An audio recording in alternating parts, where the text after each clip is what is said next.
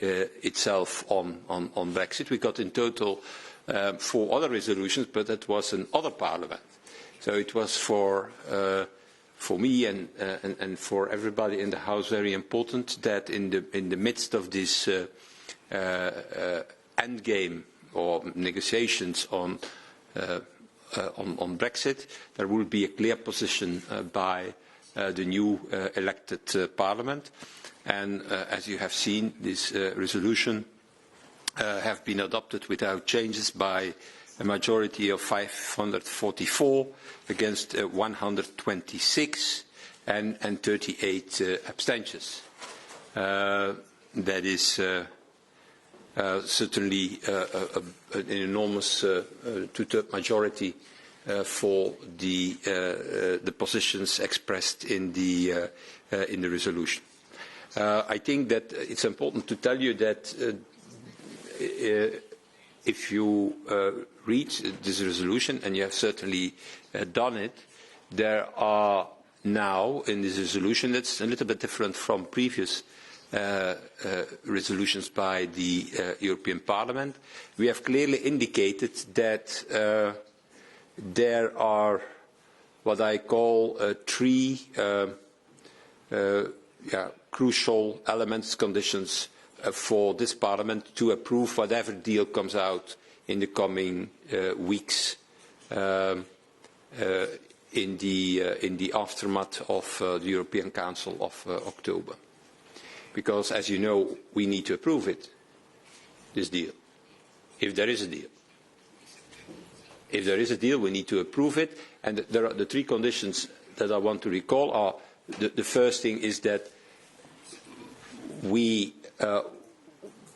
I don't think that there will be a majority in this Parliament for whatever deal if, first of all, the UK side has not solved, and that counts also for a number of EU member states towards UK citizens, have not solved the problem around the citizens' rights that we are seeing today.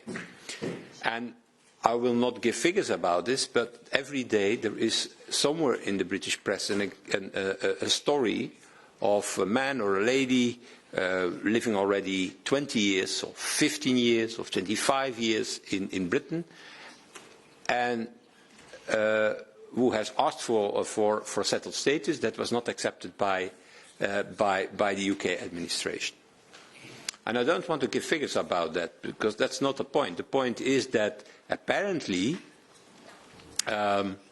the system, and it is also not a change in the withdrawal agreement what is necessary, because the withdrawal agreement is describing the rights of these EU citizens, that these rights are continuing. The problem is apparently the way UK administration is applying this settled status. We have already indicated from day one that the problem is that instead of granting what I call an automatic registration, the system that is put in place is a system of very bureaucratic application. People have to apply, introduce, give evidence of everything, and then the UK administration is taking a decision. While we are proposing to do it in another way, what is possible under the withdrawal agreement, that once a citizen has introduced his request, he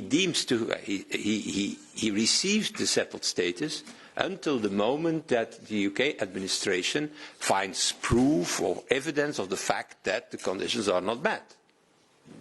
And that is in the way we are working with this concept of settled status, a huge difference. So we will continue this fight in the coming weeks, but I can tell you it will become a crucial element if there is a deal for the European Parliament in saying, okay, we have to approve a deal, but if this problem is not solved, and that doesn't mean any change in the withdrawal agreement, it's about the application in practical terms in the UK of the settled status. The second thing is the backstop. where I have proposed or suggested to Michel Barnier this morning that for us there is no problem to skip the word and to replace it with a system of an insurance, a safety net, whatever word you can use for it.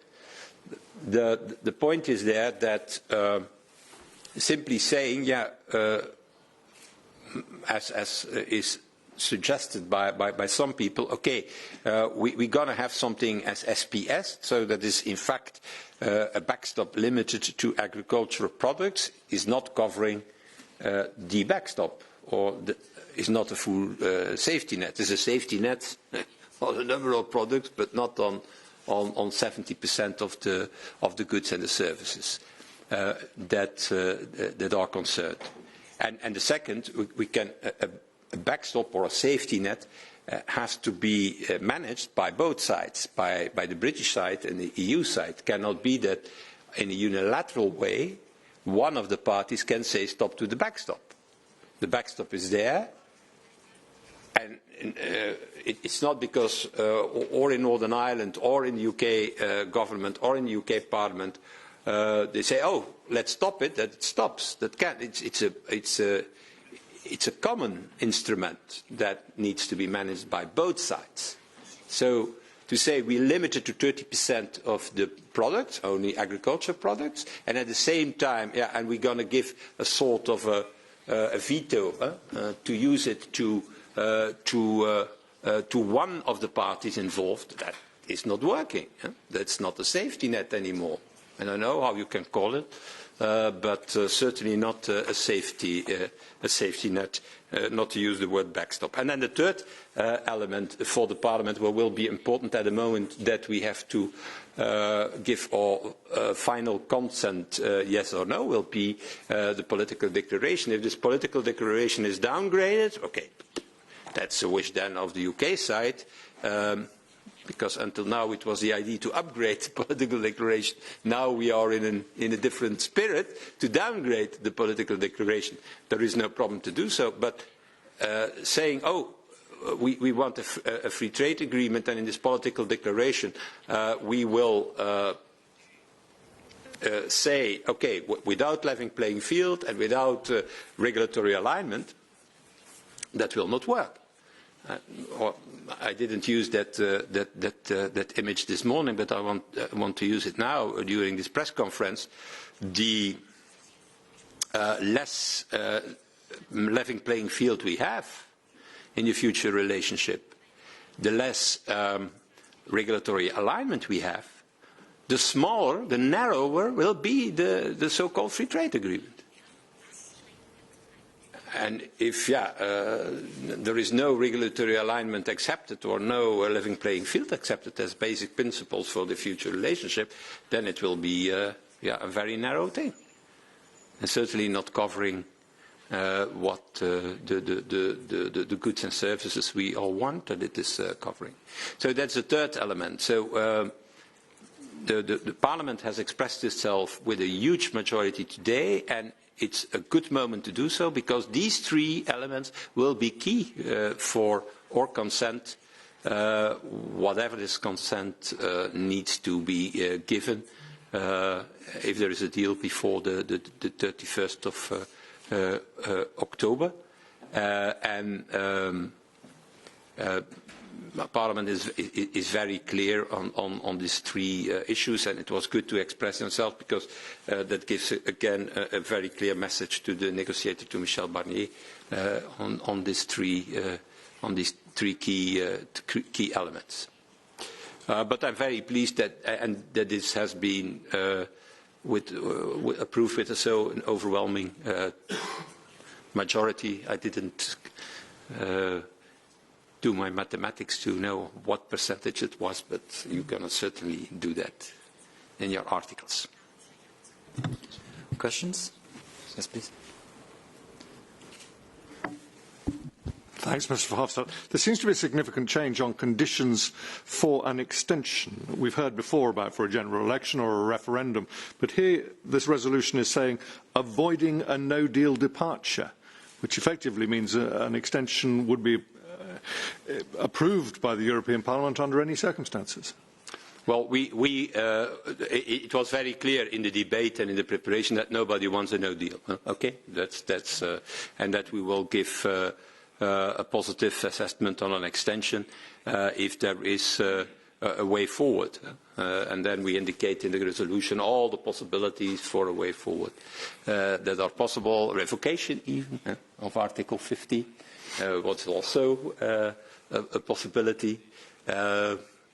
A second referendum, a general election, a withdrawal agreement, you name it. If you have other suggestions from your side, we will take them on board. But that sounds very like an unconditional approval of an extension. No, sorry. If you read Article 25, it's not unconditional because it will be the Council to appreciate, as we are saying, the reasons for that. That's in the text. The text is I have him.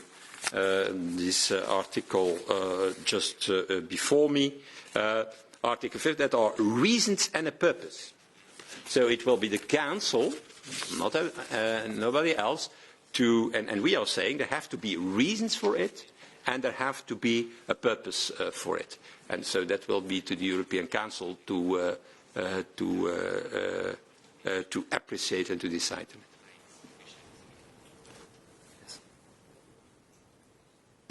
Thank you. Thomas Miglierina, Swiss Television. It's a bit on a sideshow, if I can say so. In your 2018 resolution, there is a paragraph, number 5, which I was told is actually probably created by your group, that says the Swiss model is not an option for the future relationship. That's in the 2018. It went on. So yeah, in your resolution last year, you said that you should avoid the multiplication of bilateral agreements that characterize the relations with Switzerland. What we want is in fact one agreement and not a sort of an inflation of agreements. But with Switzerland, there are historical reasons for that. We started with an agreement on a certain type of policies, and then it was extended. But this is what we don't want is, in fact, an inflation of agreements with Britain. We want one solid agreement for covering the future relationship. Yes. Yeah, correct. I mean, it was important for me, this paragraph, because it was one of the first time where somebody put it on paper that the Swiss model is not a model for the European Parliament. There is nothing of the sort this year. Is it probably only because this resolution focuses on something else than the future relations? I mean, do you maintain that? Our proposal is very clear. And it's also. You find it also in the new resolution that has been adopted today. That is an association agreement. That is our model.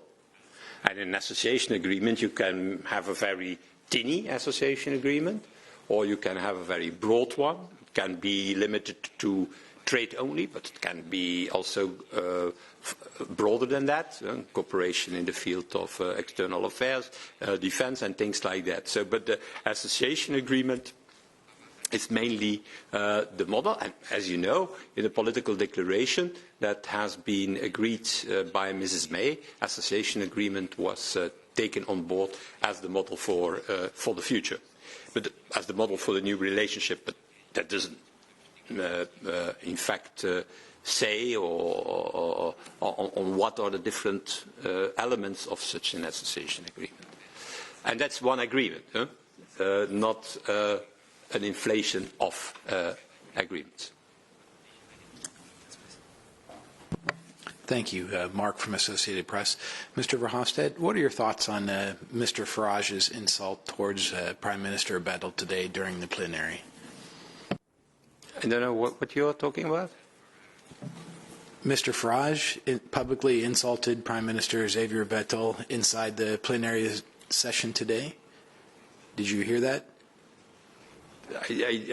maybe I was not very attentive to that, but there is no reason to do that. That's very clear. But yeah, I have said so many things about Mr. Farage, so I don't think that I can complain. So I think, well, I said something about him today. Yeah, I think so. Yeah. Today, not an insult. But no, not an insult, no.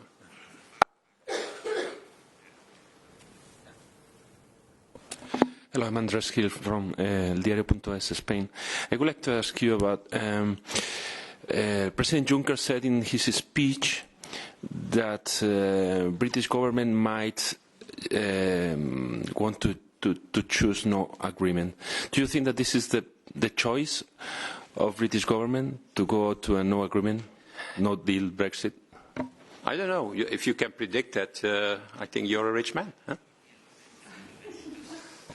This is I can only repeat what Mr. Johnson has said himself, that he wants a deal. And he wants a deal before the 31st of October. But that there are some doubts, and you have certainly heard some doubts in the plenary, is quite normal, because until today we have not, for example, to talk about the backstop, not received an alternative proposal that is legally possible and is also possible in practical terms. And that was the reason why this morning, and I repeated here today, it's already important from the first moment to recall that a safety net that is only covering 30% of goods and services is not a safety net, because 70% of goods and services are not covered, are not safe.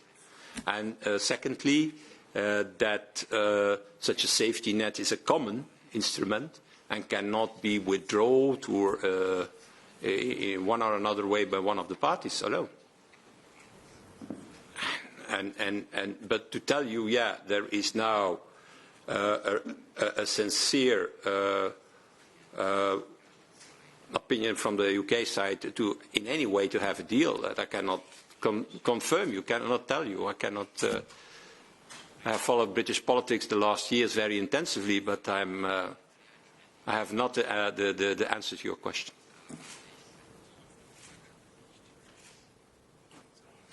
Mr. President, just a very naive but substantial question. You have a big experience. And what happened not only in the European Union Parliament, that you know very well, but also in the House of Commons, in the interrelated things concerning the negotiations with Brussels about Brexit, etc.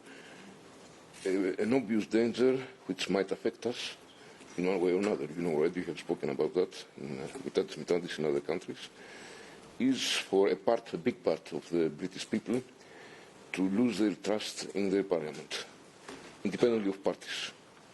If you follow a little bit, you shall see that there are some reactions there, not only with Boris Johnson, also already with Theresa May, and even your colleague, Jean-Claude Juncker in Brussels, had said that during a press conference at the summit in Brussels with the European Union, that the problem for him is that he did not know not what the government wanted, but what the House of Commons might want. It was not clear. It couldn't have any position, but not crystal clear. And there are many apparently dangerous things which might affect us in one way or another. You know, you are very well placed to know that. Do you think that obviously you don't have functions in the House of Commons, but you have the most important, the European Union Parliament, you have a big experience.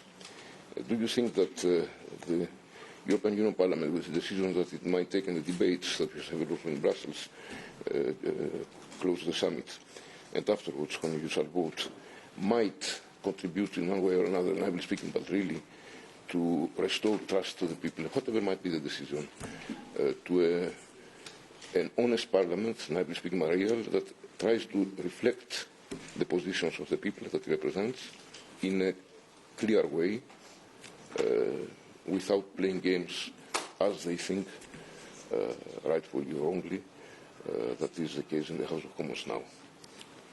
Angelo Marco Polo, sorry. Yeah, but we have said many times that we were very disappointed that there was no majority in the House of Commons in favour of something, that there are always votes against something. Maybe the first positive vote was now on the ban legislation, so to avoid a no deal Brexit. In contrast of that, I think I'm very pleased that the European Parliament has a clear position with a huge majority on every of the topics that are on the table. Concerning the withdrawal agreement, concerning citizens' rights, concerning the backstop in Ireland, on the future relationship, there is a clear opinion, and I'm very pleased by that, so that we are not falling into the trap of negative majorities who are in fact not solving anything. Merci. Griselda Pastor de la radio espagnole SIR. En fait, je me demandais, le Parlement britannique ne peut pas vous répondre puisqu'il est clôturé, mais est-ce que vous attendez une réponse quelconque du gouvernement du Royaume-Uni à la résolution que vous venez d'approuver?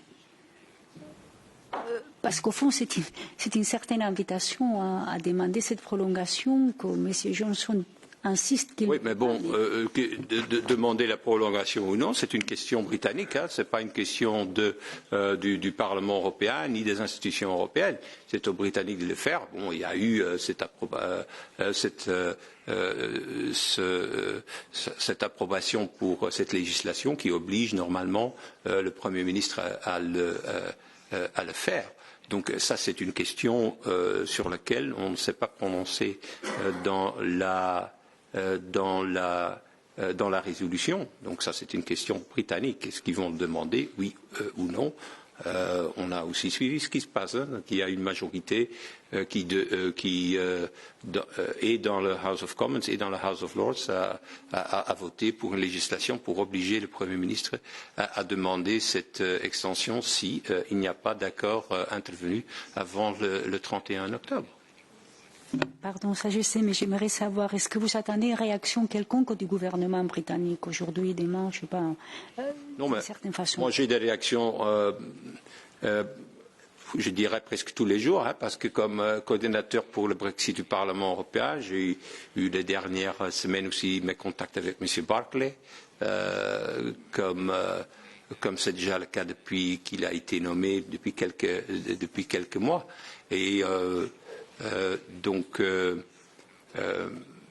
pense que c'est très important de savoir du côté britannique quelle est la position de la seule instance au niveau européen qui finalement doit approuver l'accord. Last question. Yeah, a practical question.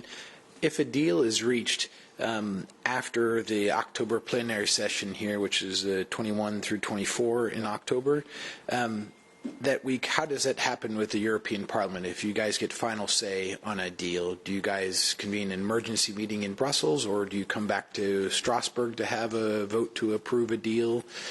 Do you have any idea how practically that would work?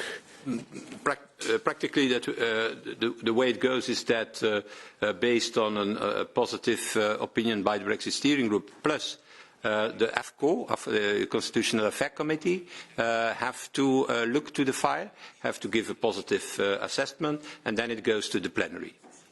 The plenary can be here, or the plenary can be in Brussels, because, as you know, we have 2 seats on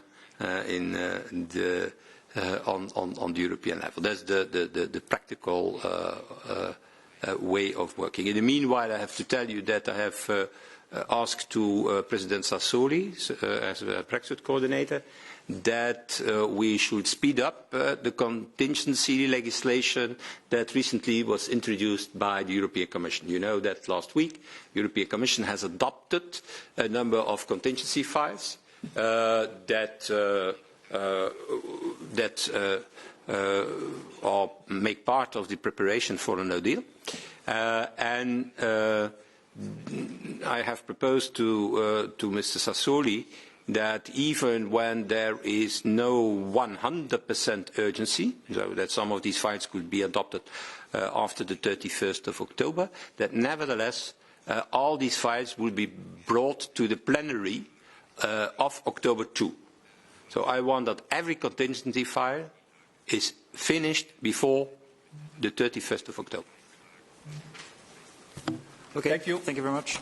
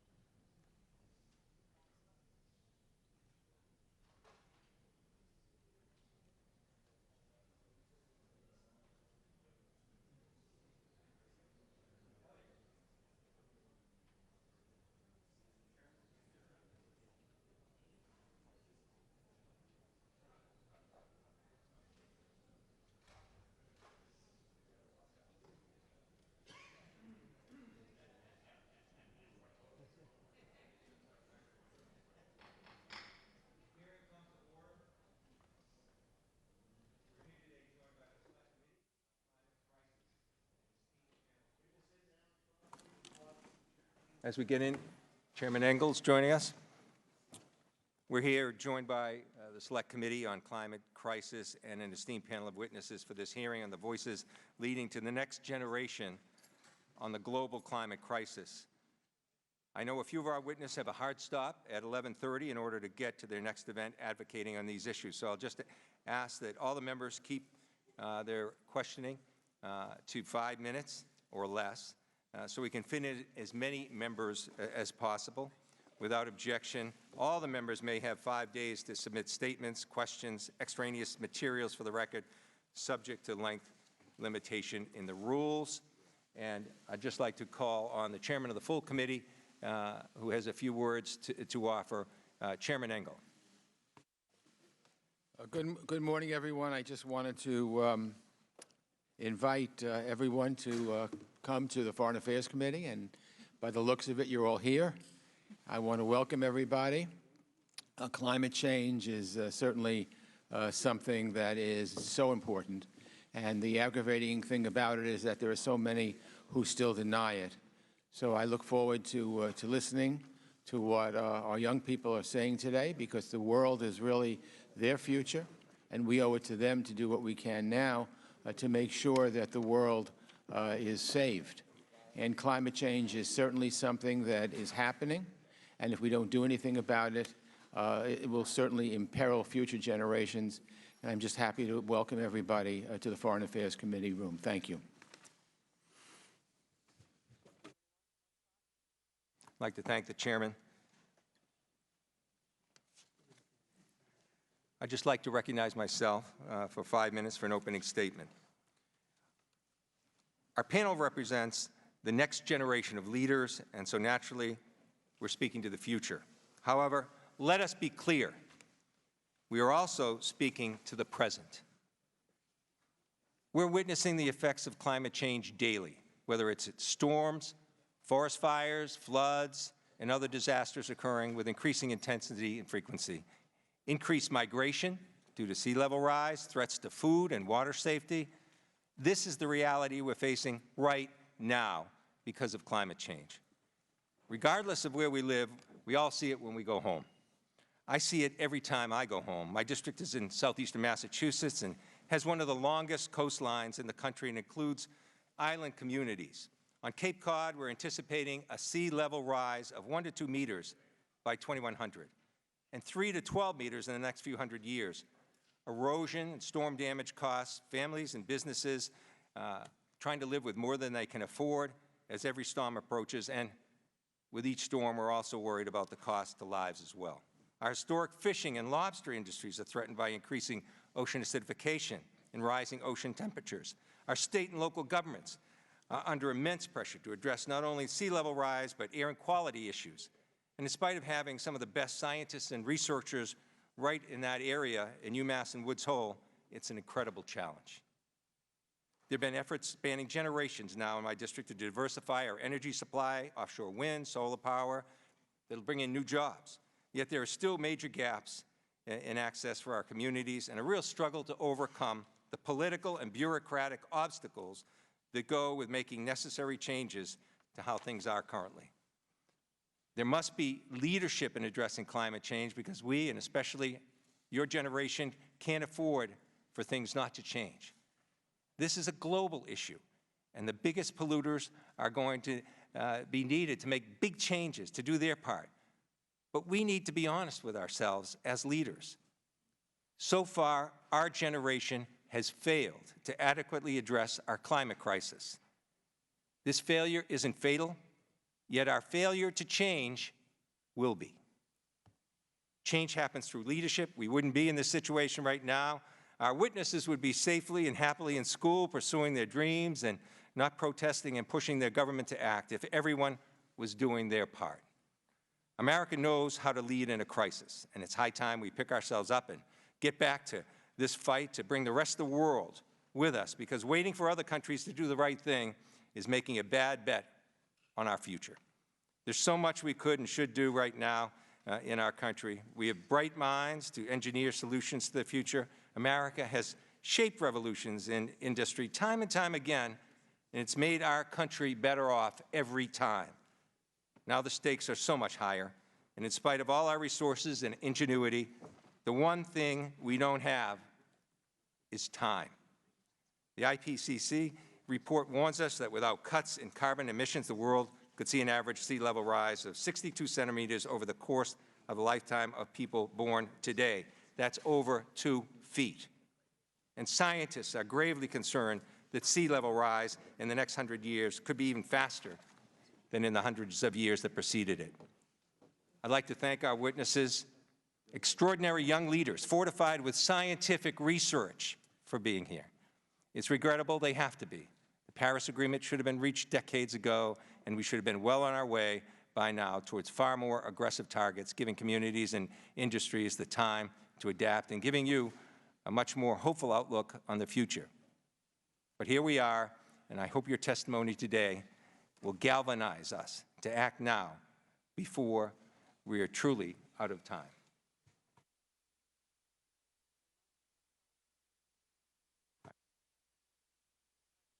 Ranking Member Adam Kinzinger for his opening statement. Thank you, Mr. Chairman. Thank you all for being here. We appreciate it. Given the high level of interest in this hearing, the late start, and the many people that have questions, I'll be brief.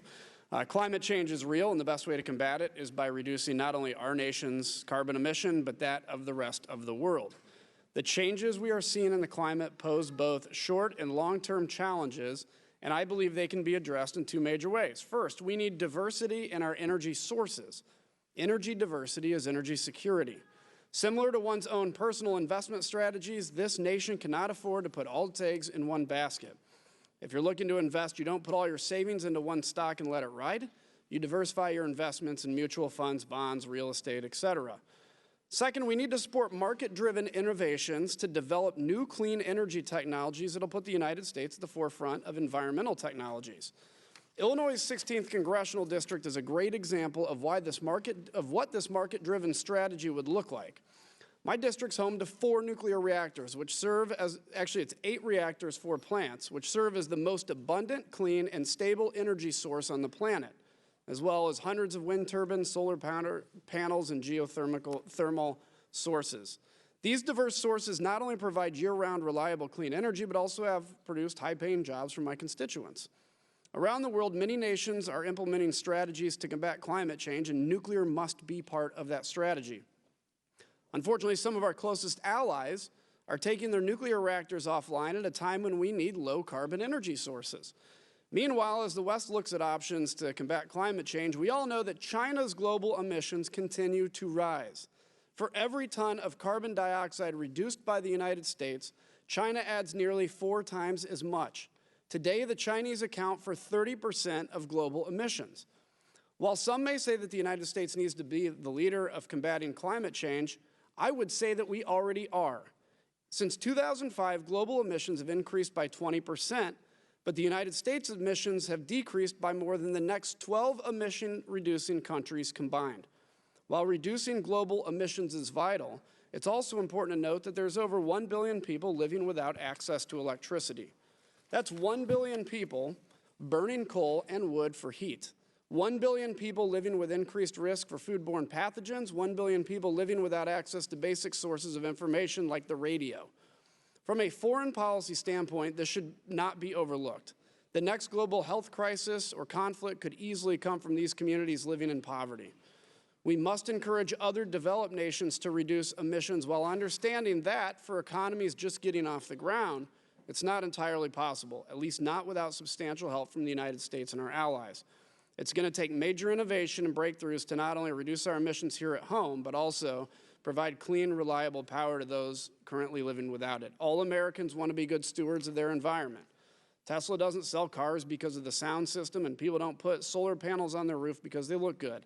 Consumers, especially young people like we have today on our panel, want to know that policymakers share their values. I believe we do, and that we'll continue to see market-driven solutions that combat climate change and provide clean energy to the world. With that, I yield back the balance of my time. Thank the gentleman for his comments. The chair now recognizes the chair of the Select Committee on Climate Crisis, Ms. Castor. Well, thank you, Chairman Keating, for hosting this hearing today. Thank you for including the members of the House Select Committee on the Climate Crisis. We're thrilled to be here. The youth climate movement has grabbed the attention of the world, and it's due to the hard work of many of the students in this room and many young people all across the planet. Did you all know that Congress's first major hearing on the climate crisis was in 1988? Congress has had plenty of opportunity to understand that burning fossil fuels warms the planet and alters the Earth's climate. Yet scientists tell us that more than half of the carbon pollution that has been emitted into the atmosphere has occurred since that hearing in 1988. I've been in Congress since 2007, and we've done some good things since then. We've raised auto efficiency standards. We've supported the dramatic expansion of wind and solar power. We've started to fund the kind of climate resilience to protect the places that we know and love. But it is not enough, not by a long shot. This year, under Speaker Pelosi's leadership, we passed our first major piece of climate legislation in 10 years.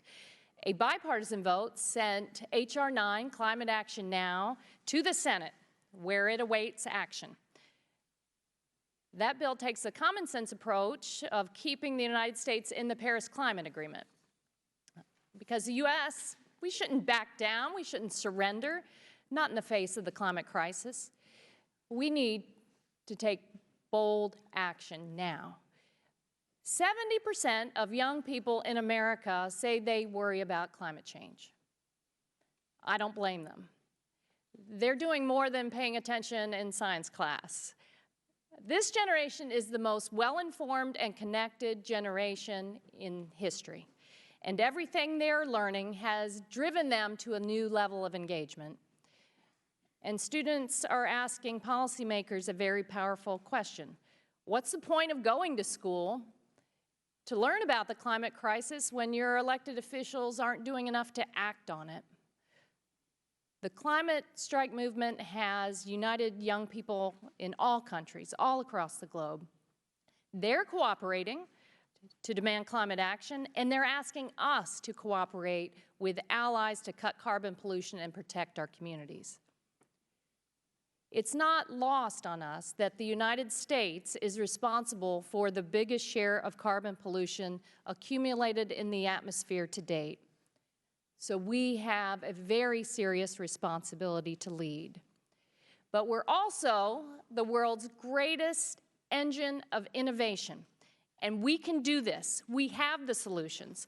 Local communities and states have acted boldly, but a strong national climate action plan has been missing. We've heard from scientists in the Select Committee hearings, as we will hear from these young people here today, that we must do more and that we do not have time to waste. Our answer has to be more than a promise to do better. Our solutions must equal the challenge before us. And I'd bet that 10 or 20 years from now, young people marching and striking today will be serving in the Congress. And we need to take bold action now because we can't leave it up to them to clean up the mess that Congress has made. People say this next generation gives us hope, but that's not quite right, is it? This generation is giving us a job to do. The job is addressing the climate crisis. If we do our job, then we will be worthy of their hope, because that means we'll have started to create the future that they're fighting for. The Select Committee has a mandate to come up with an action plan for Congress, and we need your ideas. We want the ideas to come from all corners of this country and beyond. You can go to climatecrisis.house.gov/info request and tell us what your ideas are to solve the climate crisis. Not all good ideas emanate from Washington, D.C. I think you know that.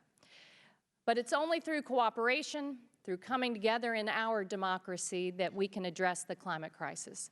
These young people are rising to the challenge, and we need to rise with them. Thank you, and I yield back. Thank you. The chair now recognizes the ranking member of the Select Committee, Mr. Graves.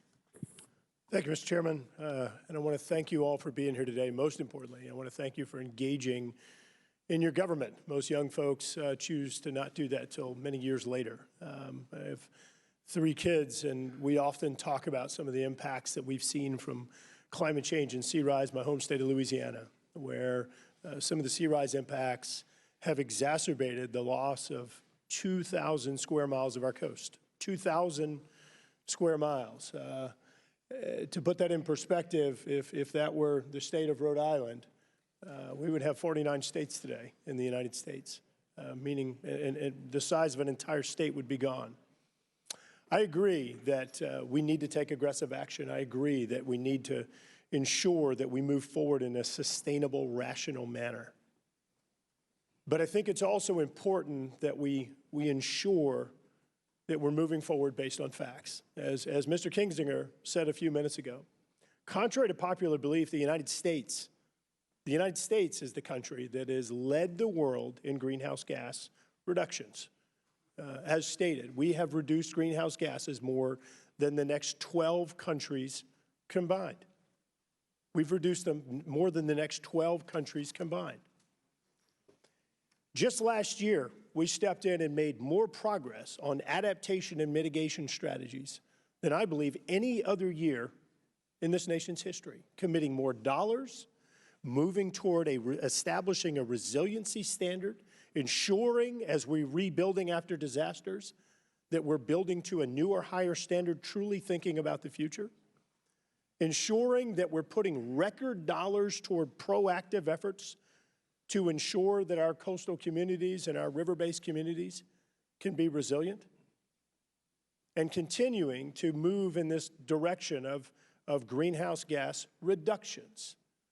But I also think that we've got to stop this ridiculousness of operating myopically or operating as though the United States is in a vacuum.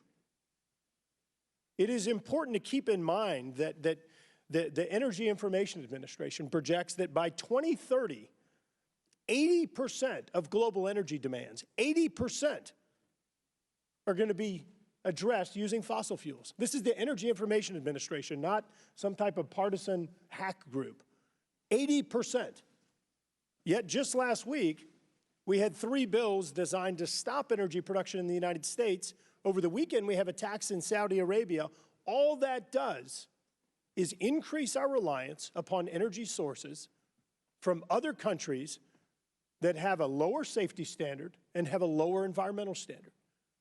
Records show, it is crystal clear, that when we import energy from other places, we actually increase the risk to the environment, increase the risk of spills than when we have domestic energy production. I hear people talking about how we need to stop all fossil fuel utilization and stop all these emissions. Right now, as was stated, for every 1 ton of carbon emissions we've reduced in the United States, China has increased by 4 tons, more than offsetting all the reductions that we've had in the United States.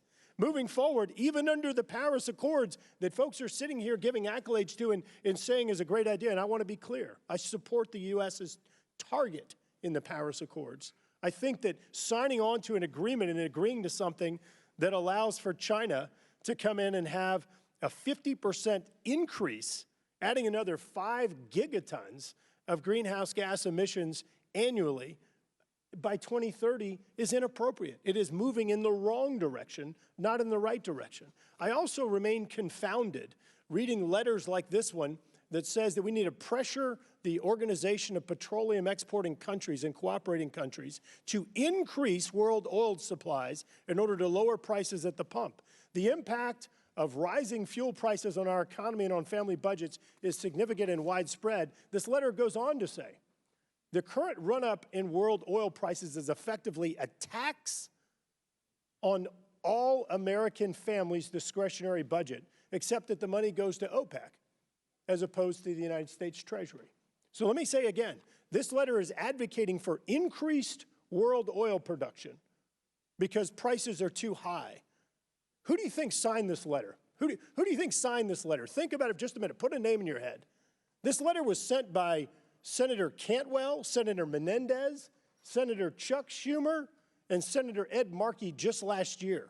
I remain so confused by what it is that we're doing. What is our policy?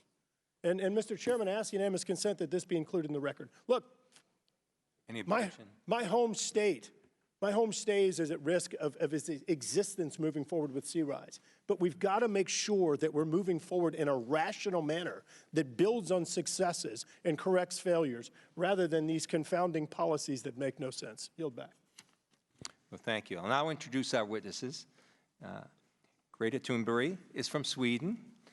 She's a climate activist who helped build the Fridays for Future movement, where she began going on strike from school outside the Swedish Parliament on Fridays. She has spoken on the climate crisis before the EU Parliament. Welcome. Ms. Jamie Margolin is from Seattle, Washington. She's co-founder of the co-executive and co-executive director of the 0 Hour, an international youth climate organization founded in the summer of 2017. She's also a plaintiff in Piper v. State of Washington. Mr. Vic Barrett is from White Plains, New York. He's a fellow with the Alliance for Climate Education and a plaintiff in Juliana versus United States. Welcome. Mr. Benji Backer is from Appleton, Wisconsin. He's the president of the American Conservation Coalition, a nonprofit organization to educate and engage conservatives on climate change. All of you are here. We welcome all of you. We appreciate your efforts. Please limit your testimony to 5 minutes, and without objection, your prepared written statements will be made part of the record. I'll now go to Ms. Thunberg for her statement.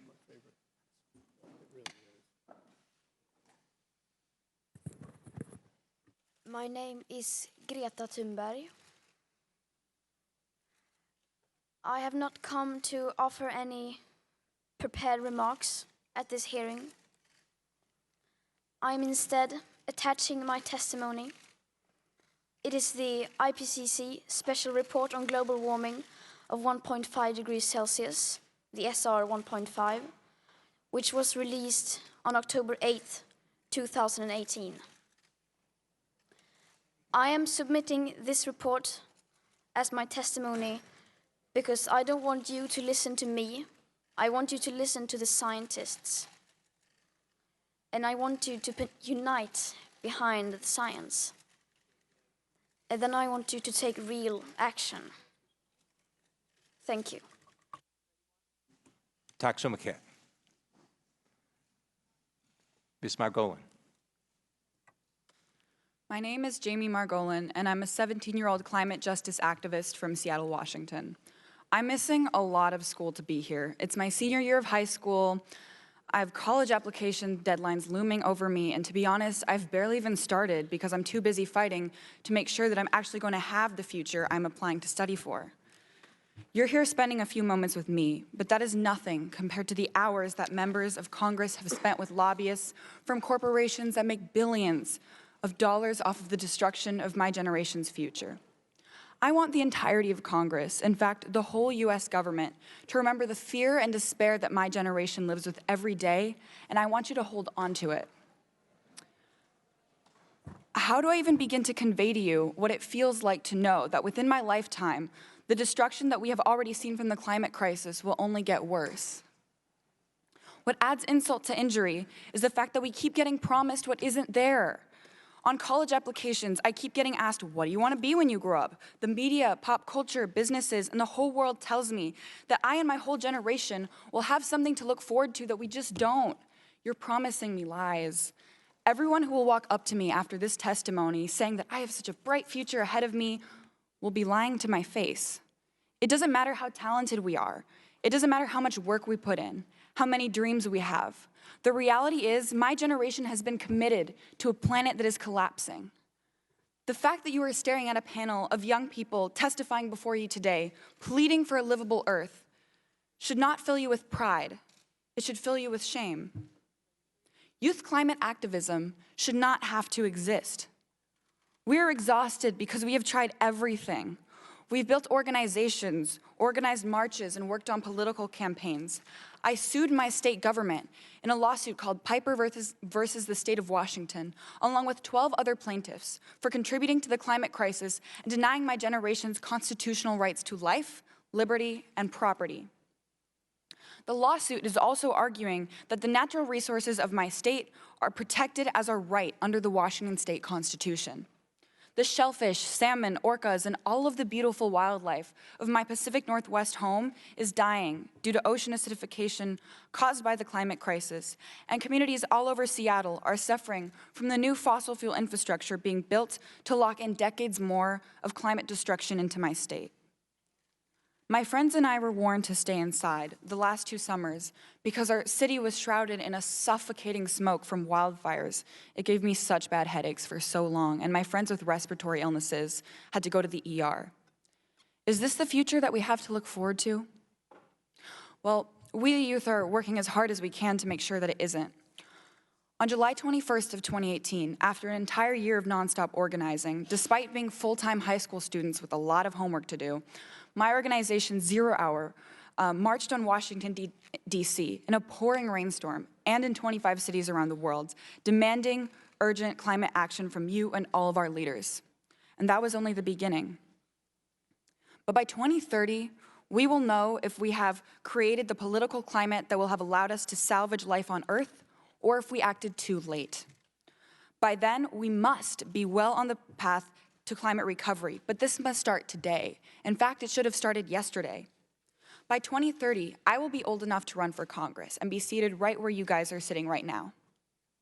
By then, we need to have already achieved net zero greenhouse gas emissions and be rapidly on the path to climate recovery. I can't wait until I'm sitting in your seats to change the climate crisis. You have to use the seats that you have now, because by the time I get there, it's going to be way too late.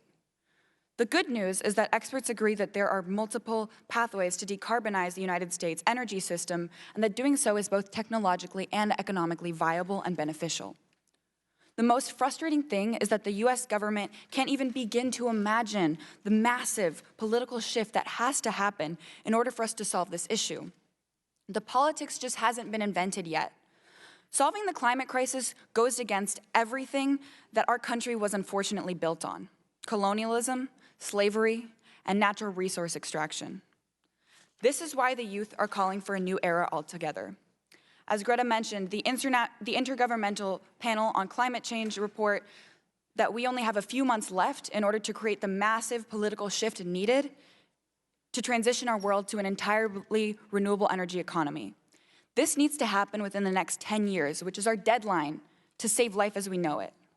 People call my generation Generation Z, as if we are the last generation, but we are not. We are refusing to be the last letter in the alphabet. I am here before the whole country today, announcing that we are instead Generation GND, the generation of the Green New Deal. The only thing that will save us is a whole new era.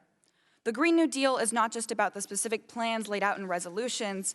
It's about a new chapter in American history and transforming our culture into one that celebrates, encourages, and enables radical climate action.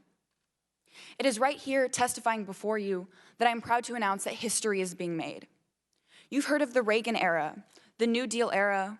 Well, the youth are bringing about the era of the Green New Deal. Thank you, Mr. Barrett. My name is Vic Barrett. I'm 20 years old, and I'm one of the 21 youth plaintiffs in the Juliana versus United States constitutional lawsuit, suing the executive branch of the federal government for knowingly causing climate change. I'd like to recognize my fellow co-plaintiffs in this room sitting behind me. I'm a first-generation Garifuna American. My people are an Afro-Indigenous community originally from the island of St. Vincent in the Caribbean. In the 18th and 19th centuries, we were pushed from our homeland on St. Vincent by British colonial power, settling on the eastern coast of Central America in Honduras and Belize. Despite overwhelming adversity, we organized our community and emancipated ourselves to protect our future as a people. However, the struggle continues for me and my people. As temperatures increase, sea levels rise, storms become more intense and frequent, and the coral reefs and fisheries upon which we depend disappear, the oceanfront land that my family has inhabited for generations and that I'm supposed to inherit will be underwater if the U.S. federal government continues to promote a fossil fuel-based energy system. It is not just me and my people in Honduras being harmed by climate change. Frontline communities around the country and around the world are already feeling the effects of the climate crisis, from the dispossession of land to the grave public health threats that are disproportionately affecting myself and other young people. These frontline communities are made up of people who look like me: young, Black and brown, LGBTQ, Indigenous, identities which place them at a significantly higher risk to experience the impacts of climate change than the general populace due to their marginalized status in our society. I myself have felt the consequences of climate change directly. Growing up in New York, I was impacted by the climate change-fueled Hurricane Sandy, which left my family and school without power for days. I still experience grave anxiety about experiencing another climate-driven disaster like Superstorm Sandy and the harm that these storms will have on myself and my family. As someone who already struggles with anxiety and struggles with depression from my understanding of climate change and what I experience, watching our government knowingly perpetuate the climate crisis is extremely overwhelming. I wrestle with this anxiety every day, from the moment that I wake up in the morning to the moment I fall asleep at night. If we keep going on with business as usual, both Honduras and New York, the places where my family and I are from, will forever be lost to the sea. That is one of my greatest fears, that climate change is going to take these places away from us. My co-plaintiffs also experience both the mental and physical health impacts of climate change. My co-plaintiffs with asthma and allergies have suffered from the prolonged wildfire and allergy seasons in the West, limiting their ability to participate in certain activities or even go outside. Many of them, like me, are also struggling with psychological harms from climate change. The medical community now recognizes climate change as a grave public health threat. One of our experts describes climate change as a public health emergency, which is disproportionately impacting children and youth in a myriad of ways. He lists specific health threats exacerbated by climate change, including heat stress, extreme weather events, wildfires, decreased air quality, and infectious disease, all of which pose a disproportionate threat to children and to youth. Another one of our experts, Dr. Lise van Susteren, a psychiatrist known nationally for her work on climate change, explains that, quote, with continued government actions that exacerbate the climate crisis, the plaintiffs and those they represent will suffer catastrophic emotional injuries. She goes on to state that the federal government's, quote, sanctioning of climate change as lawful in federal law and policy makes the psychological injuries suffered by individuals, including the plaintiffs, particularly harmful and insidious. She warns that without immediate action by the federal government to address climate change, the mental health impacts will worsen and be lifelong.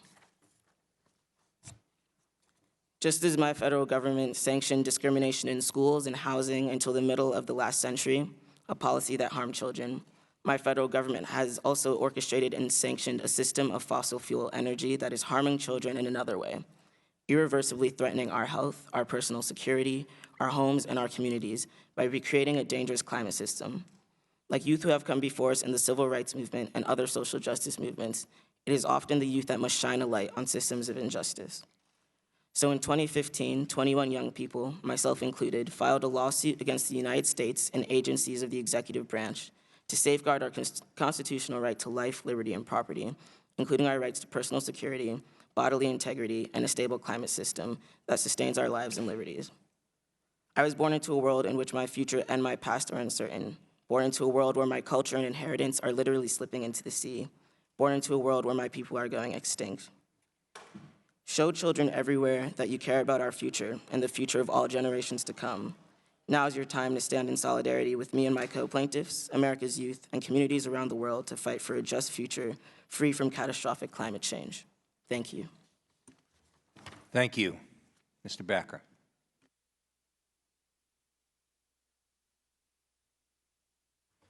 Good morning. My name is Benji Becker, president and founder of the American Conservation Coalition, a nonprofit focused on bolstering conservative voices in environmental discussions. I'm also a 21-year-old senior at the University of Washington in Seattle, and I would like to thank Chairman Keating, Ranking Member Kinzinger, Chairman Castor, and Ranking Member Graves for holding this very important hearing. I'm also honored to share this panel with Greta, Vic, and Jamie. Each of you have played a critical role in generating worldwide awareness around this issue of climate change, so thank you. I'm a lifelong conservative activist, but like most of my generation, regardless of political affiliation, I believe climate change is real, I believe humans are making an impact. And with global emissions rising 1.7% last year, we're at a crossroads in history. My generation doesn't care about the politics around climate change. We want productive discussions, realistic answers, and sound policies. Most importantly, I believe America plays a vital role in solving this problem and that we must lead by example. Between 2005 and 2017, as already mentioned, we led the world in emissions reductions, more than the next 12 countries combined. However, while our contribution to greenhouse gas emissions is declining, we still contribute nearly 15% of global greenhouse gas emissions, which is second most in the world. However, Americans have been told that one-size-fits-all approaches, such as the Green New Deal, are the only solution. Such policies advocate for an economic transformation that increases government control, spending, and regulation. These approaches inhibit innovation and are not an effective way to reduce emissions. In fact, countries with highly restrictive and government-controlled economies like Venezuela have disastrous environmental records. And while on the other hand, countries leading in emissions reductions have some of the freest economic systems in the world. We can't ignore this reality. And the fact of the matter is, we cannot regulate our way out of climate change. Markets and competition reduce emissions far more than heavy-handed regulation. A truly effective climate plan will capitalize on America's strengths, technological advancements, empowered consumers, entrepreneurial businesses, effective government, and bold global leadership. We need to decarbonize fossil fuel emissions, increase the number of nuclear and hydropower plants, continue developing solar and wind, and encourage research and development into other clean energy technologies. It's easier to export innovative American technologies than burdensome regulations to developing nations. We must also understand the privilege Americans bring into this conversation. Across the globe, those who can most easily adapt to climate change are wealthy and live in developed countries. It's unfair to ask someone to make choices based on sustainability when they're struggling to survive. As we transition to cleaner energy landscapes in the United States and abroad, we need to consider the most vulnerable in our world. There are still over 1 billion people without electricity worldwide. Transitioning to clean energy needs to happen, but it can't happen overnight. Climate change conversations are often dominated by hopelessness and despair. In reality, fighting climate change is an opportunity to improve human health, lift people up, and grow the economy. And I see promising signs. Many bipartisan climate-related bills have been introduced and passed in the last 2 years. We're reducing emissions and creating remarkable new technologies. More Republicans are speaking up than ever before. This innovation-based approach is not limited to the United States either. Just yesterday, the British Conservation Alliance, a group inspired by my organization, the ACC, was launched by students in the United Kingdom to advocate for market-based environmental reforms. We're making strides in the right direction, but we must do more. Each of us play a critical role in tackling climate change. To my fellow conservatives, the climate is changing. It's time to claim our seat at the table and develop smart, limited government policies to establish American leadership on this issue. There is a reasonable, conservative approach to climate change, and we need to embrace it. To those on the left, without your leadership, this would not be receiving the attention that it deserves. But now, it's time for solutions. Politicizing climate change has deepened the partisan divide and delayed real action. If you truly want to address climate change, work with conservatives who want to champion reforms. To Congress, on climate change, it's not about Republicans or Democrats. It's about those who are taking effective action and those who are not. Our conversations on climate change should be about cutting global greenhouse gas emissions, not about political pandering. To President Trump, climate science is real. It's not a hoax. It's accepted that humans are having a negative impact on our climate. As a proud American, as a lifelong conservative, and as a young person, I urge you to accept climate change for the reality it is and respond accordingly. We need your leadership. And lastly, to young people, you have remarkable power. The 4 of us testifying up here today are all under the age of 22. The world is listening with open ears and hearts to our voices and voices just like yours. Stand for what you believe in, uplift the world, and don't back down. Climate change is about our future, and people need to hear you and us. In conclusion, I grew up on the shores of Lake Minocqua in northern Wisconsin, where I connected with the outdoors early in life. Nature is where I find the most peace and calm within myself. That's why I founded the American Conservation Coalition, to fight for wild places and stop climate change from destroying them. The health of the environment affects all of us, regardless of where we live, our background, or our political affiliation. It's time for Americans to join together, find solutions on climate change, and protect our planet for generations to come. Thank you. Thank all the witnesses for their testimony and their urgency. It came through in all of your testimony. I now recognize myself for less than 5 minutes so that we can get as many people to ask questions as possible. I'll start just with Ms. Thunberg. You chose to submit the IPCC report in lieu of your written testimony. Could you expand on why it's so important to listen to the science?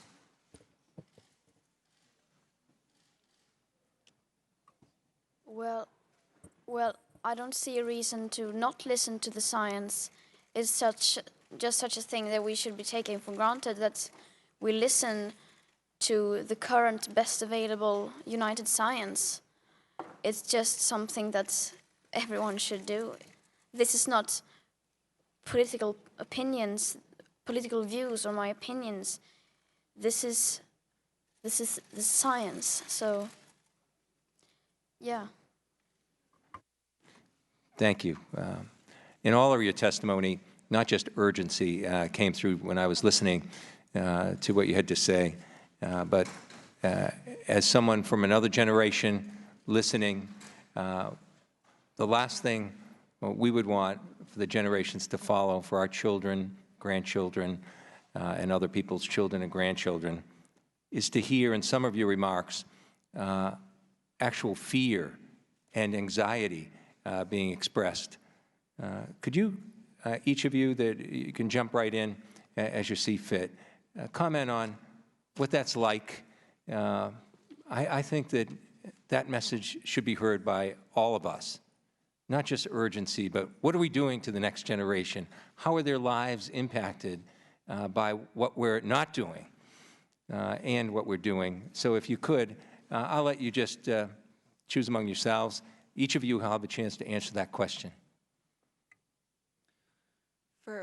For me, it's really been affecting, because similar to Vic, I already have like underlying issues of like anxiety, and it's just really hard to grow up in a world full of ifs. You know, I don't think a lot of people in Congress understand the conversations that are happening in everyday American high schools, but we're constantly asked, prepare for your future, study for your future, do this for your future. But our world is full of ifs. I'll be talking to my best friend and she'll be like, yeah, you know, I really want to see this natural place sometime if it's going to still be around. I really want to study to be this if that's still going to be a possibility. And it's just like this constant looming uncertainty. And it's this weird form of nihilism and weird just fear that's been existing in my generation, where kids are joking like, what is even like the point? The world is ending. What are we studying for? What are we doing? And it's this kind of depression. It's this fear that is not just among me or my panelists here, but everyone. And that anxiety is something that no child should ever have to fear. Because if you think about it, if you go back to what is the purpose of a parent, down to just the biological purpose, it's to give their child the best future and the best life that they can possibly have. And the supposed American dream is to make sure that children have a better future than the adults. But right now, it's like some members of government and some corporations are actively pointing a gun to children's futures and actively making it worse, actively going out of their way to support corporations and poison us and destroy our future. And that is horrifying, and it feels like a betrayal. It's like a knife to the heart to know that people who have kids, they'll go around in these campaign ads and they'll be like holding these babies like, oh, you should vote for me, look at me interacting with a small child, while they actively poison and choose their wallets over their children. So it's very devastating and scary, but it's also, it feels like we've been betrayed. In less than a minute, would anyone else like to comment on that? Young people are in the midst of their development. Adolescence isn't characterized as being easy without also dealing with the greatest existential threat of our time. I definitely understand and agree with the panelists that this is something that a lot of young people stress about, and actually that's why I got into this movement to begin with in 2016, was because I thought that it was something that Americans needed to tackle, and the movement that I associated with, the conservative movement, needed to tackle as well. But the more that I've gotten into this movement, the climate change movement, the more that I've seen that this is actually a positive, that there's actually a lot of opportunity here, that we have time, science says so. That doesn't mean we don't have to act, but we do have time, and we have an opportunity and a chance for people to come together on this issue and work across party lines and generate economic growth to solve this issue. So I feel hopeful. Great. I now yield to the ranking member, Mr. Graves. Thank you, Mr. Chairman, and I want to thank you all for your testimony, all of you. It really was impressive, and I very much appreciate it. Ms. Thunberg, you said, let's unite behind the science. I couldn't agree with you more. Let's unite behind the science. And I think we actually need more science, not less. Mr. Backer, you said that we need to stop this partisan fighting and actually work together to yield solutions that make sense. So you know, let me say it again. You have folks that propose this Green New Deal, yet when it's brought up for a vote, nobody votes for it. No one. You have efforts like last week to stop energy production, yet you have letters going out saying, hey, we want you to produce more oil in Middle Eastern countries and other nations that don't share American values and that have dirtier energy, that have higher emissions than in the United States. This whole thing is a charade. When you actually look at science, Ms. Thunberg, and you look at facts, the facts are, it wasn't Waxman-Markey legislation here that was designed to require emissions reduction that yielded the United States leading the world in emissions reduction. It was actually folks doing the right thing, stepping in and actually reducing emissions, through innovation, through energy efficiency, through conservation, to where we are leading the world. And in fact, we have beat the projections under Waxman-Markey, the mandatory legislation, and we've done it with cheaper energy prices. Those are the facts. Next, going to Mr. Backer, when you look at where we've actually made progress, once again, talking about last year, I worked together, Mr. Series and I and others on the Transportation Committee, where we've developed the first resiliency standard, bipartisan, unanimous bill passed out of the committee, where we dedicated record funding to resiliency and mitigation. And in the United States today, we're spending more money on climate science, technology, and energy solutions than anywhere else in the world. Those things have been done in a bipartisan manner and are actually yielding results, not the charades. These things aren't yielding anything. Ms. Thunberg, let me ask you a question. If you're sailing across the ocean and you're picking up trash along the way, and for every one piece of trash that you pick up, there's a boat right next to you dumping out 5 pieces. How would that make you feel?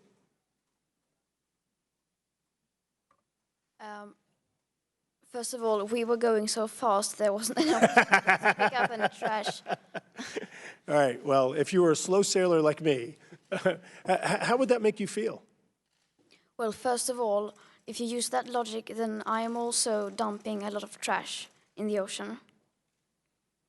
And then I would stop dumping my trash in the ocean and tell the other boat to stop dumping their trash in the ocean as well. And that's the important point here. I think that what we need to be doing is we need to be focusing on the countries that are dumping trash in the ocean. Of course, that's a metaphor. The fact that China is, here we are talking about reducing emissions, yet China, under the Paris Accords, are going to be increasing their emissions by nearly 50%, 5 gigatons annually. So while in the United States we need to continue investing in innovative solutions and exporting clean energy technologies, it makes no sense for us to be doing it if we're simply watching for increases in China. Mr. Backer, the IPCC report talks about numerous solutions moving forward, including clean energy and others. Under IPCC, does it contemplate only renewable energy sources moving forward? Thank you. It actually does not. And I think that it shows a strong trend that we need to generate more clean energy going into the future. There's no doubt about that. And reduce emissions via clean energy technologies. But there's no statement in the IPCC report that says that we need to go 100% clean to reduce emissions at the level that we need to fix this problem. So moving on from there, if moving forward, even under IPCC, it doesn't contemplate not using any conventional fuels moving forward for the next few decades anyway.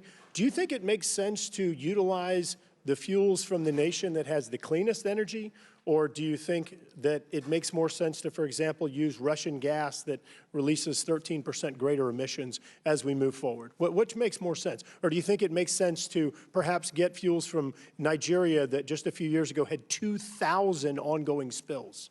I think it's important for Americans to understand that we do generate fossil fuels cleaner than anywhere else in the world, and while the rest of the world still relies on fossil fuels, that's an important thing to note. I do think while we continue to generate power for the rest of the globe and uplift people, we as a country also start transitioning more and more to clean technologies, which I think we're starting to do. But I do believe that making sure that the rest of the world is generating fossil fuels safely is important, because it's going to be a part of our future. Especially today, and the United States does do it cleaner than anywhere else in the world. That's a fact, and it's something that we have to think about. Thank you. Yield back. Chairwoman Castor. Mr. Becker, in your testimony, you point out that the United States must lead by example. And despite recent emissions reductions, the United States is currently the second highest emitting country in the world annually. And although we rank number 2 now, the United States is responsible for the most carbon pollution accumulated in the atmosphere. Some people say that the United States should not dramatically reduce our emissions because China and other countries aren't doing enough. I'd like to have your view on that and have each of the witnesses comment on that briefly. Yeah, I think that's a false approach because we've never in history looked at a problem that we contribute in the United States and said, well, if it's happening somewhere else, then we shouldn't fix it. So I don't think that that's a reasonable excuse. But I also do think it's important to note that other countries are emitting and that we must hold them accountable as we hold ourselves accountable. America has led on lots of initiatives in the past. You have people in Hong Kong waving their flags and singing the American national anthem right now because we inspire them. We can do the same thing on climate change.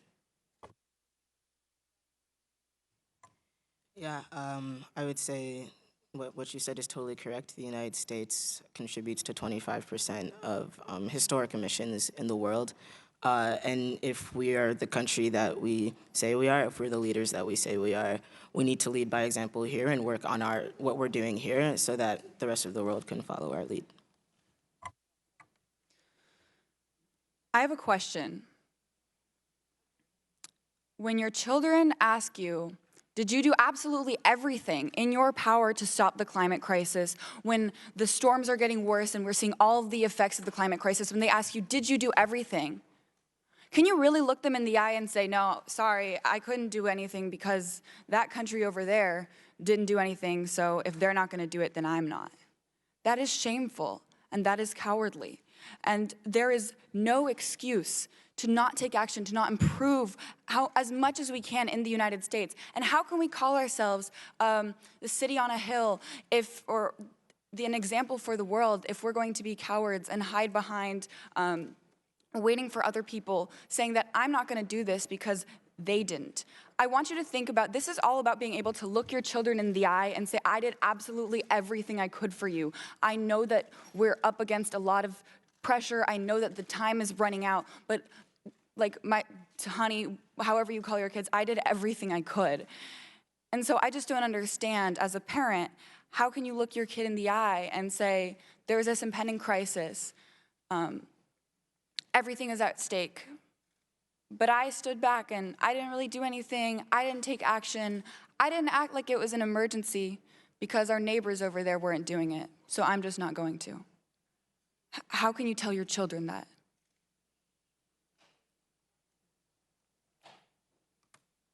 Ms. Thunberg.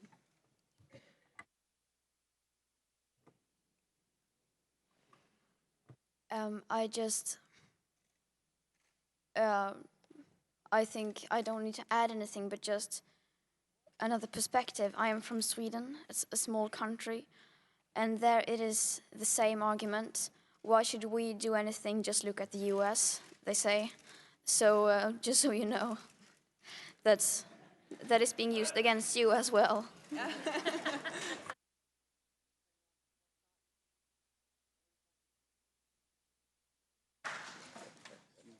Chair recognizes Representative Miller.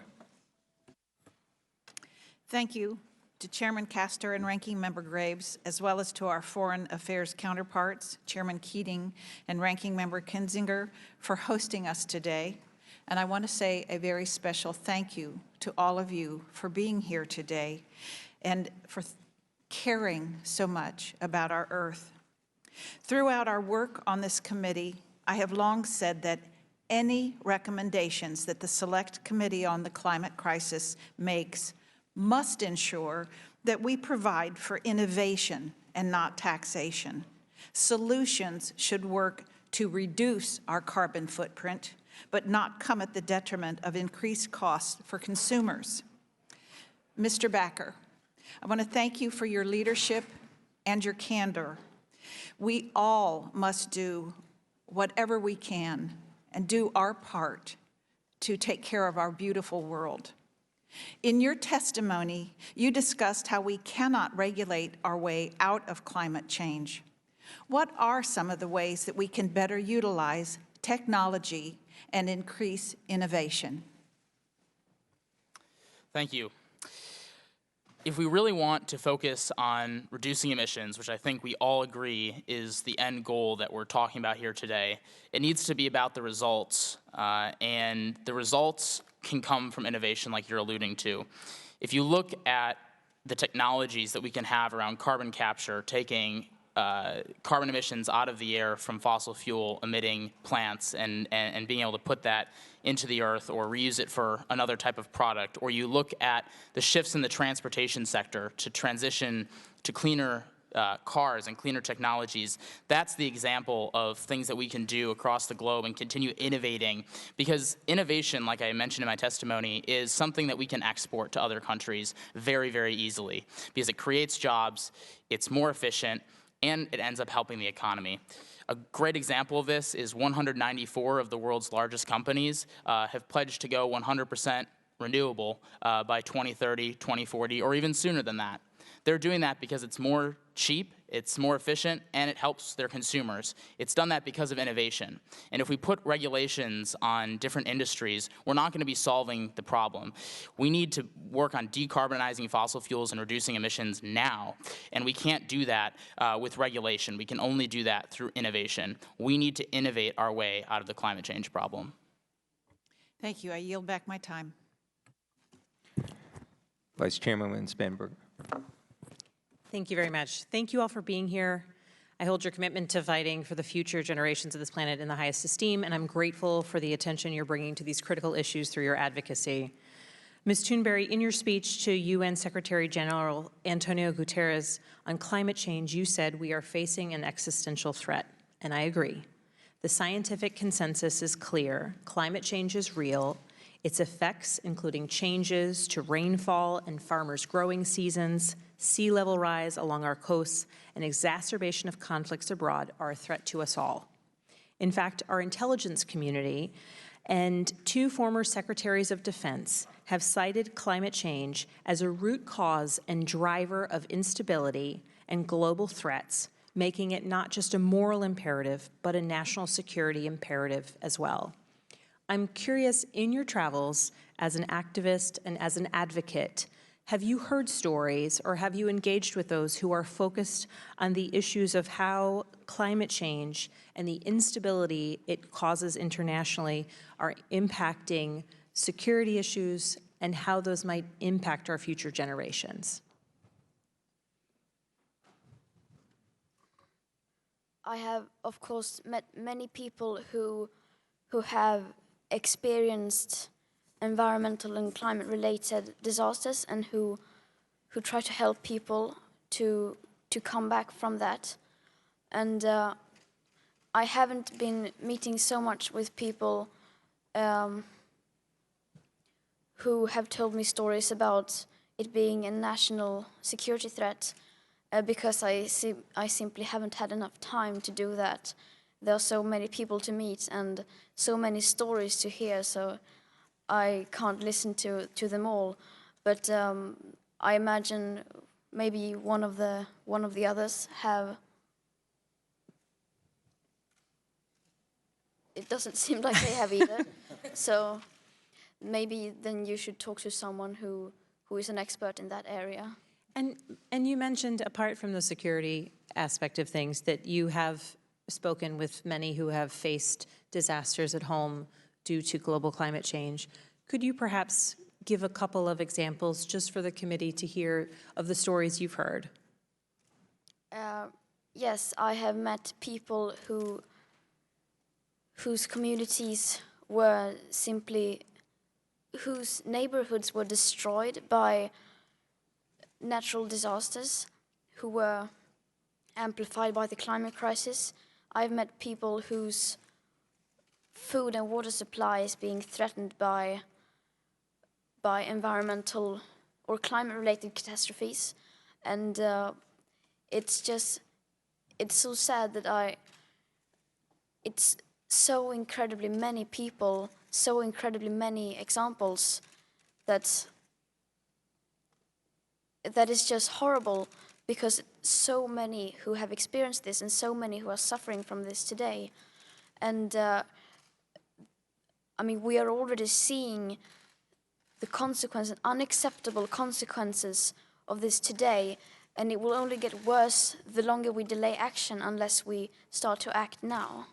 Thank you very much. I would also like to add, answering that question, I would like to acknowledge that we have some Amazon protectors in the room right now who are fighting to protect the Amazon rainforest, and that is a place in the world where people are gravely suffering, not exactly from climate change itself, but from the causes of the climate crisis. The animal agriculture industry is behind, and the collusion of the animal agriculture industry with the governments of Brazil and other countries that would rather make a short-term profit than protect the lungs of our planet. The Amazon rainforest is the lungs of our planet, and that's why we're seeing these massive fires, and it is indigenous protectors like the ones here sitting who have been fighting, literally putting their bodies on the line and suffering from these fires. And I don't want to speak for them because I don't know their own stories, but I encourage you to talk to them later.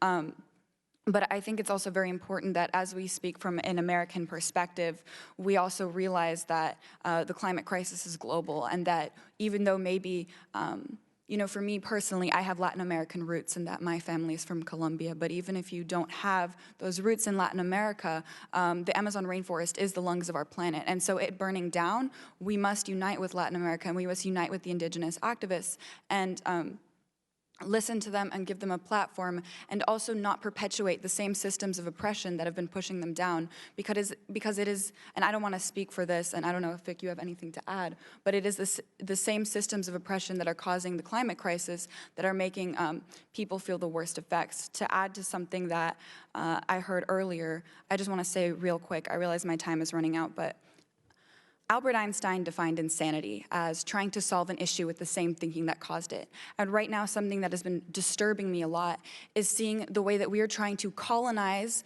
and buy and sell our way out of a problem caused by colonization and buying and selling. Thank you. Mr. Chairman, I'm over time. I yield back. Representative Birchley. Thank you, Mr. Chairman. I really don't have any prepared notes. I was sitting there just thinking, in 1977, I was confronted with a problem. My father used to grow tomatoes. Mr. Chairman, I appreciate you and Vice Chairman, everybody, for allowing us to be here. I meant to do the protocol first. I apologize, but and my father used to grow these tomatoes. He'd get about a half a dozen tomatoes, and he'd put about $20 in chemicals and all kinds of nasty stuff. And I thought to myself, you know, I'm putting that stuff in my body. And I thought, there's got to be a better solution. And I stopped it's called KUB, Knoxville Utilities Board. They used to cut all the trees that were growing on the power lines, and they'd grind them up, usually about 6 o'clock in the morning, and wake us all up. And I stopped and asked one of those guys one time, I said, hey, what do y'all do with that stuff? And they said, well, we've got to realize this is 1977, okay? I was in between my 7th and 8th grade years. And he said, we take it to the landfill. And I said, well, how much do they pay you for it? And they said, we don't. We pay them to take it. And so the wheels started turning in my head. And at that point, I became a capitalist. I realized that there was money to be made. You could save the environment. At that time, it saved about 25% of the landfill space in our community. And I got into that business. But I want to, and I've realized now that of our trash stream, about 85% of that is compostable. It does not have to go into the landfill. And when it goes into the landfill, everybody a lot of people thinks it just goes away. It doesn't go away. It creates all kinds of bad things for the environment. The gases, one of the most feared gases is methane. It's when something decomposes in an anaerobic or in the absence of oxygen. So if we could compost those things, 85% of that waste stream could be turned back into soil, which would be utilized, I think, in a capitalist manner. And you wonder about capitalism. Well, I had the opportunity, I was sitting there with AOC, and I was pitching to her capitalism. I don't really know if it caught on with her or not, but my point was this. I said, you want to do away with airplanes. Well, airplane engines that put out gases that are harmful to the environment. And I said, MIT right now has an airplane engine that has no moving parts and allegedly puts nothing harmful into the environment. No moving parts. And to me, that's just Buck Rogers. But I got on YouTube and I watched the video and I watched it. You all could probably understand it, but my 55-year-old brain just doesn't understand it. But it's fascinating to me. But granted, all it did was fly a glider about the length of a football field. Well, I got to thinking, this little cell phone right here, 20 years ago, according to my friends at Oak Ridge National Laboratory, was a $100 million computer. 20 years ago, capitalism brought this. Now everybody basically has a television studio, can get to all the information in the world, can contact anybody in the world for about, I don't know, about $100 a month. And it's a pretty good deal. And that was through capitalism. And I would encourage you all to explore that realm of our economy. I have a piece of legislation, and I would encourage you all, I would like to hear from each one of you all what you all think about it. It's called carbon capture. It's a capitalist view of capturing carbon and utilizing it. And it's House Resolution 3861, and I would encourage you all, not now, look it up, get on your little computers. Y'all know how to use them better than I do. Somebody will show me when I get your email, and I would encourage y'all to read that and see what it is. And I applaud you all for being here. I applaud your enthusiasm. I'm incredibly proud that you are this concerned about our environment and our world. And thank y'all so much for being here. Mr. Chairman, I yield back the remainder of my 55 seconds. Well, thank you. Representative Lujan. Thank you very much, Mr. Chairman, and to all of the chairs and ranking members for bringing us together today, to all of the panelists, to our witnesses who are here with us today. I want to thank you as well. Before I begin my questions, though, I just want to remind my colleagues that those mobile phones that were once too big, or a desktop that weighed thousands of pounds, they got smaller because of federal taxpayer investment by the United States of America, investing in the research. So I hope that there's an openness and a willingness that we take the same step. Let's put our money where our mouth is. Let's make sure that we're investing those dollars and that we're answering this call. And Ms. Thunberg, I appreciate the power of your testimony. You laid it out in a document right in front of us. A document where experts and scientists have laid out the path and the road for the world to take policy action. It's simple. The work's been done for us. We just have to follow that path. So I want to thank you for that. And now I don't want to have to defend one of my colleagues as well. She can defend herself, as we all know. Congresswoman Cortez, or Congresswoman Alexandria Ocasio-Cortez, has not said that she wants to stop air travel. Her policies have said, let's do better. Let's act. And I think that that's what we're here to do. So I apologize I took a little bit of my time to respond to some of the statements that were said earlier, but I thought it was important. So, Ms. Thunberg, when I was your age, the concentration of CO2 in the atmosphere was 350 parts per million. This year we eclipsed 415 parts per million. I'm going to try to make some sense out of this. What many scientists have said is that we only can get to 430 parts per million to get to an increase of 1.5 degrees or be able to even hold at 1.5 degrees increase. If we get to 450 parts per million, again, we're at 415 already, that gets us to 2 degrees. Let me share what that means. With 1.5 degrees, 14% of the global population will face extreme heat. At 2%, it's 37%.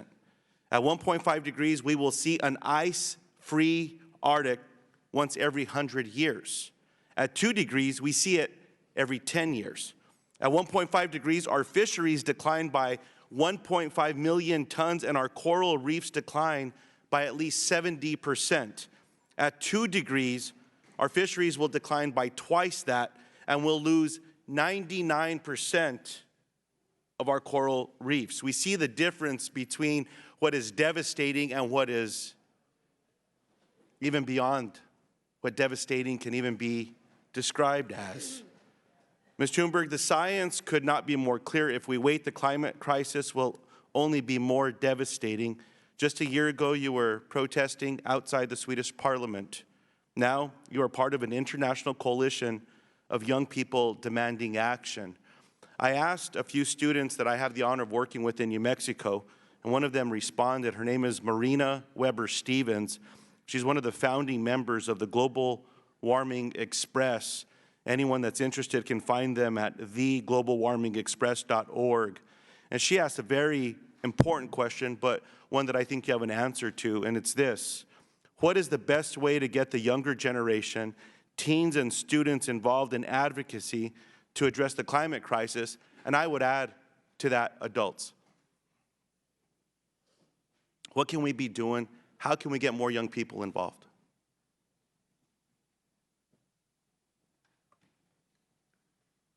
How we can get more young people involved? I think to just tell them the truth, tell them how it is. And because when I found out how it actually was, that made me furious. So I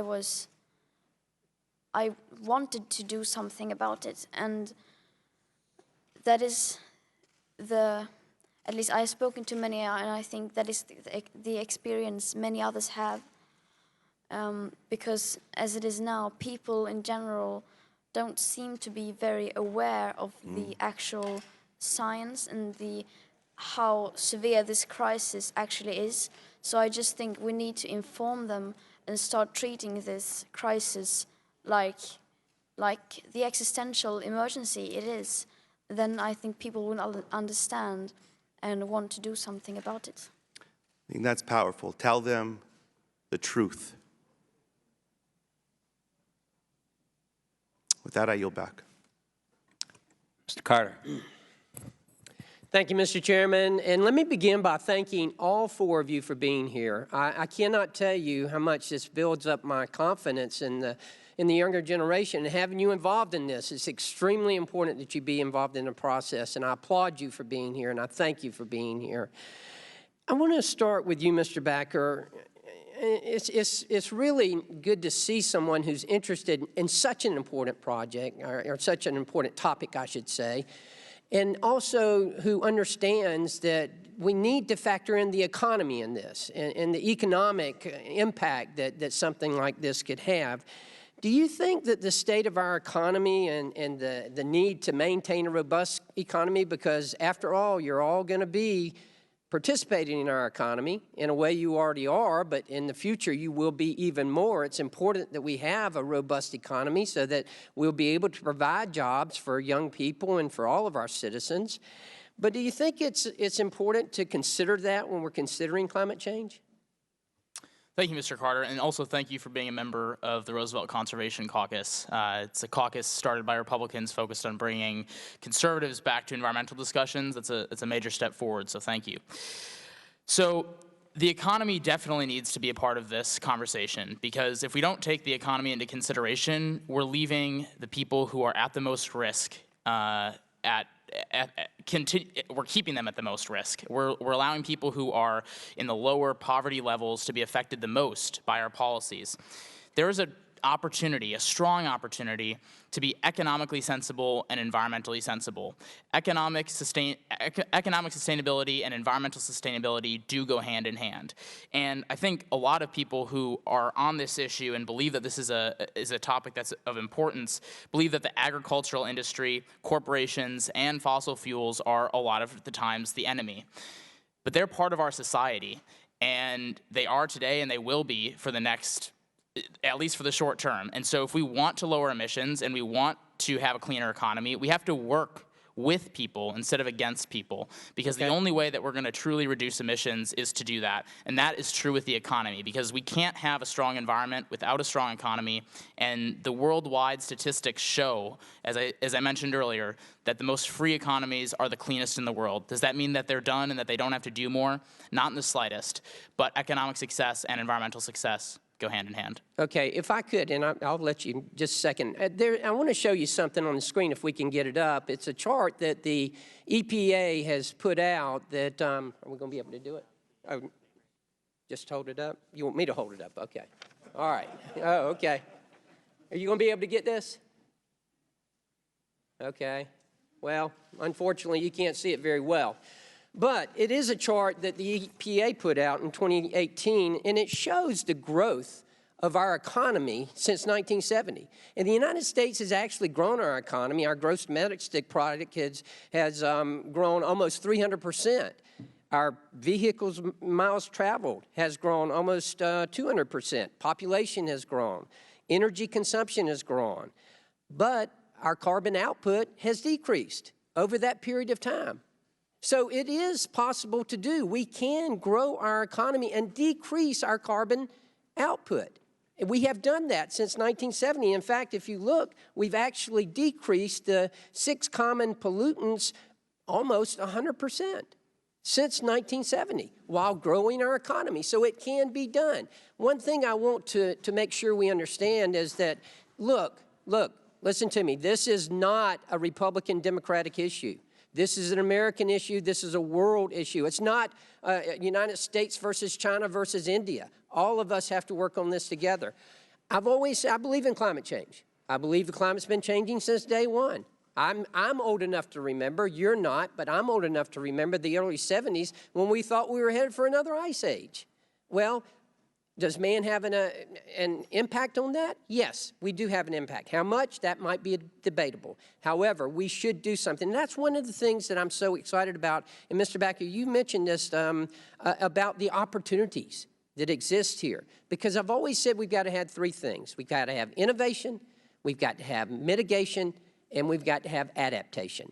And that innovation, the greatest innovators, the greatest scientists in the world are right here in the United States of America. That's why I'm excited about us leading the way. And I think we can lead the way. Yes, we've got much to be done. There's no question about that. You also mentioned about agriculture. I represent a very rural area in South Georgia. The rural community is going to play a big part in this. We cannot leave them behind. That is going to be very important as well. We have to be very careful.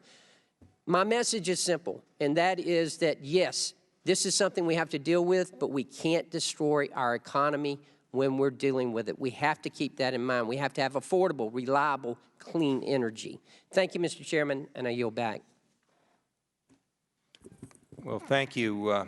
As we said before, we have a hard stop. So here's what I want to just do in closing. There'll be no closing statements to allow whatever time is limited.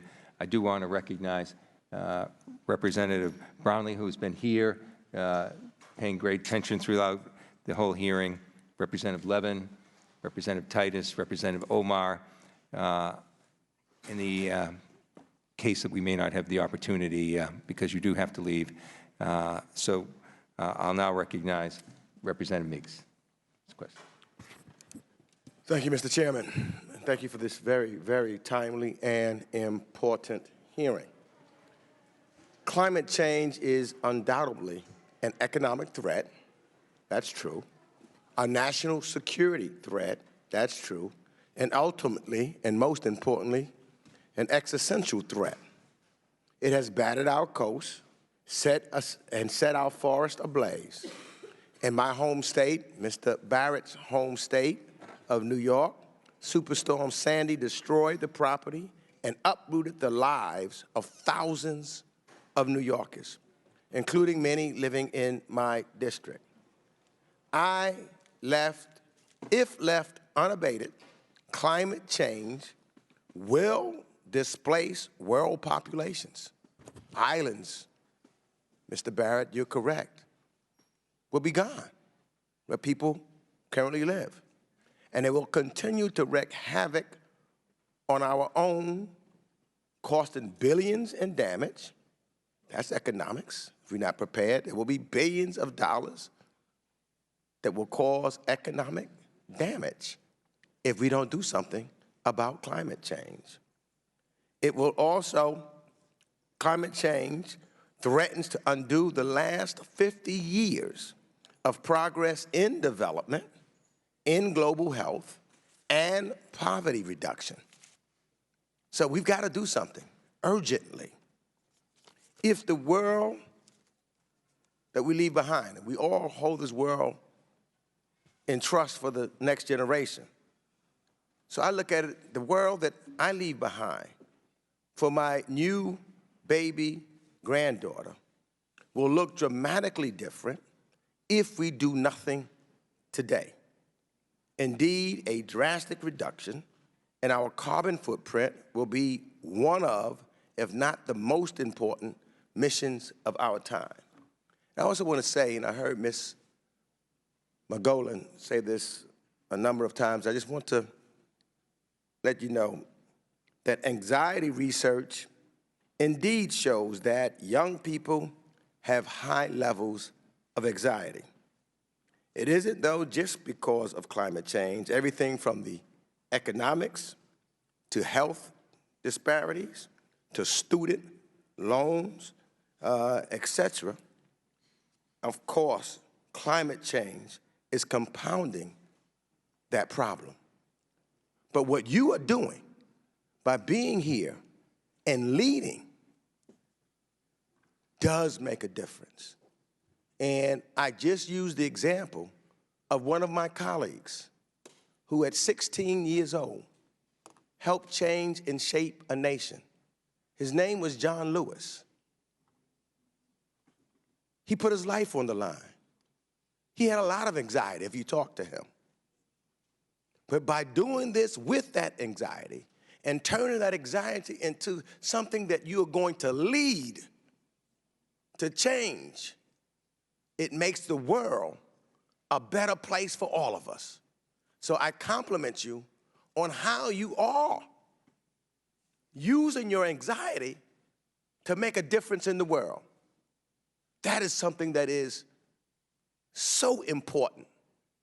And indeed, yes, all young folks.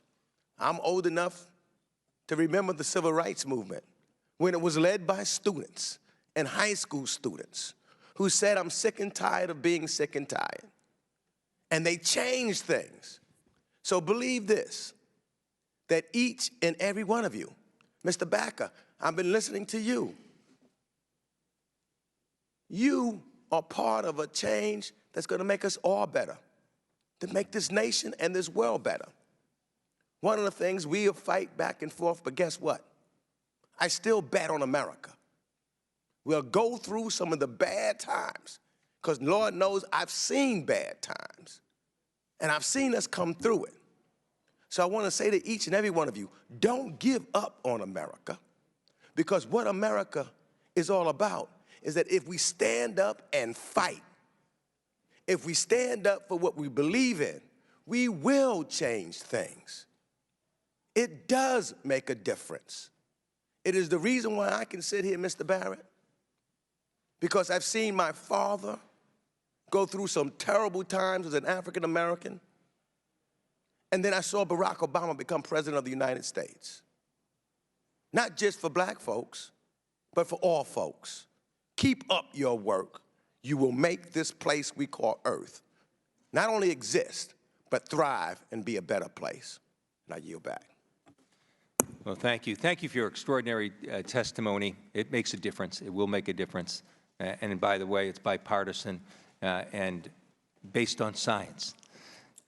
Thank you for being here. We also want to thank Representative Costa, who's been here too, as well.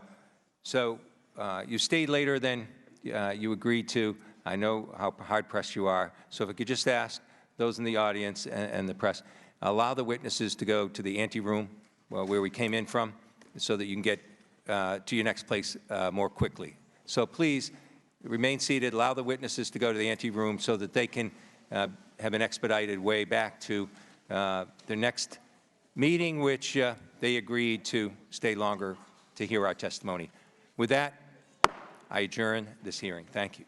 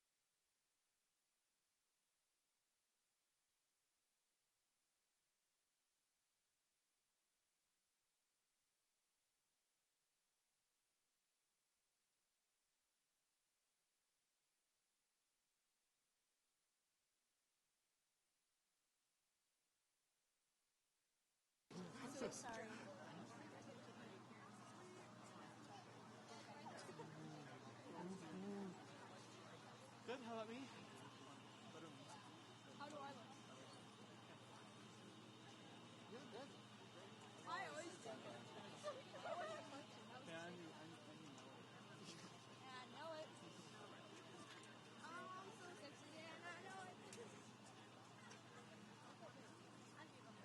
Big something live in the hearing. He got out early. Or got out late. I guess that means the same thing for Jordan. Also, you need anything from me for you to speak? You want me to say something? I'm good, bro.